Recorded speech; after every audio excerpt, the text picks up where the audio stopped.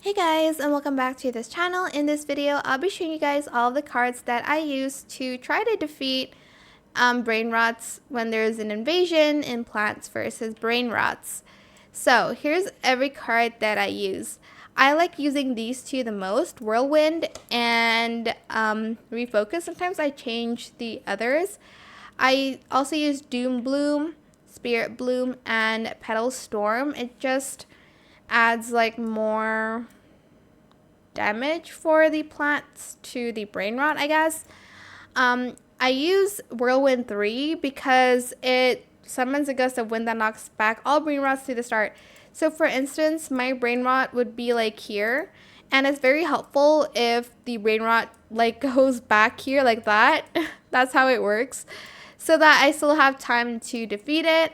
And then I like Refocus so that when one line is like overwhelmed with like a Brainrot, as you can see, for instance, this has the lowest damage per second. The highest HP Brainrot can move to like this one with like 1 million. So they can defeat the Brainrot in like one attack. And I just like the rest again because they add damage to the Brainrots from the plants a little bit more. Like they times the damage, as you can see here.